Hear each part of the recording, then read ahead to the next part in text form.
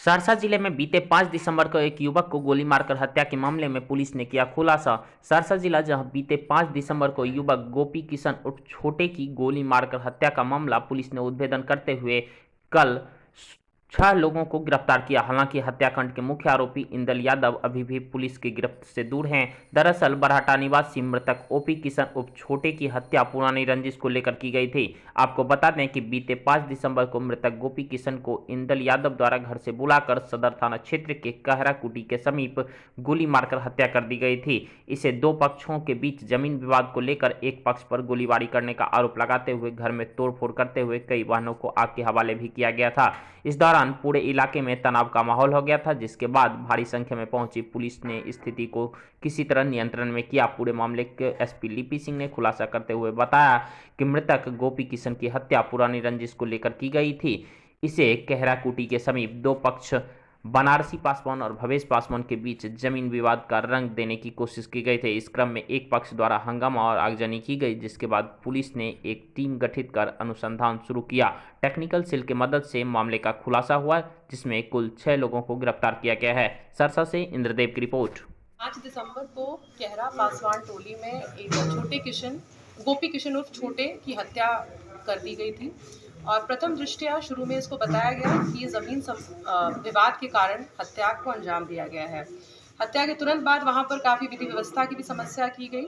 भवेश पासवान की फैमिली पे आरोप लग रहा था कि इन्हीं लोगों ने ज़मीन विवाद में हत्या कराई है, इसलिए उसके घर में काफ़ी आगजनी तोड़फोड़ की गई।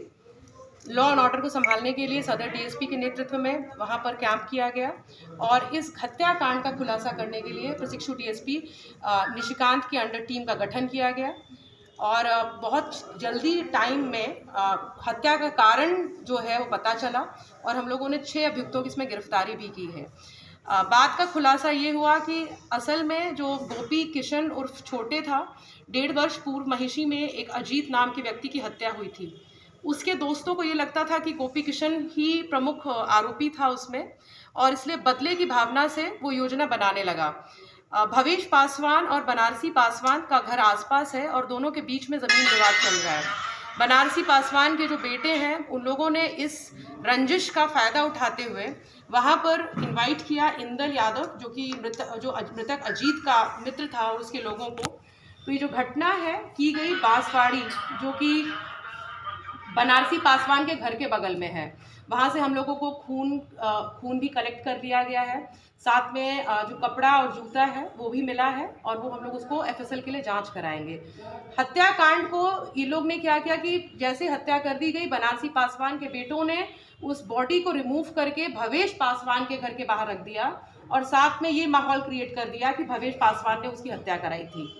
तो मामला का पूरी तरीके से खुलासा हो गया है। 2 कांड दर्ज हुए, एक मर्डर का जो कि गोपी किशन का था और दूसरा जो भवेश पासवान के घर में तोड़फोड़ की गई, कई मोटरसाइकिलें वगैरह जलाई गई थी। तो कुल मिलाकर के अभी कुछ अभियुक्तों की गिरफ्तारी है। 6 लोगों को गिरफ्तार कर लिया गया है। वहाँ से खोखा, क्योंकि मृतक को 2 गोली लगी थी, एक खोखा भी बरामद हो गया है और जो उसके कपड़े वपड़े थे वो भी जो है हम लोग उसको जाँच कराएंगे।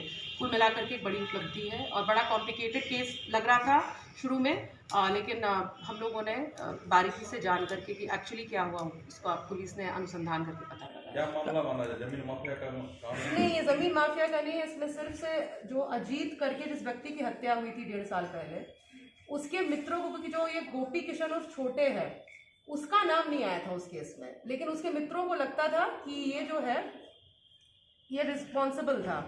इसमें बनारसी पासवान के बेटों ने इस चीज़ का फ़ायदा उठाया, उसको इनवाइट किया, यहाँ पे उसकी हत्या हो गई बसवाड़ी उसके बगल में, और इन्होंने सेकंड पीओ चेंज करके भवेश पासवान को दिखाने की कोशिश की, जिससे कि बनारसी पासवान का दोनों काम सध रहा था। ज़मीन विवाद में भी उन लोगों को फंसा देता और साथ में हत्या भी इसकी करवाई दी गई थी। मैडम, भवेश पासवान के घर से जो कागजात बरामद हुए, सरकारी कागजात जी, तो वो क्या है? जो कोई सरकारी जो सरकारी कागजात किए हैं बरामद हुए हैं उसकी जांच की जा रही है। उसकी हम लोग अंचल कार्यालय से भी जो है जांच कराएंगे और अगर उसमें कुछ गड़बड़ी है तो उस पर भी केस दर्ज होगा। तो कैसा माना जा रहा है कि अंचल कर्मियों से भी उनका साठगांठ था? अगर इस तरीके की रिपोर्ट है तो हम लोग उसकी जांच जरूर करेंगे और अगर कुछ जमीन विवाद से रिलेटेड अगर कुछ फॉर्जरी या कुछ कर रहा है कोई, तो उस पर भी केस दर्ज होगा। Thanks for watching this video. Do like, subscribe and share.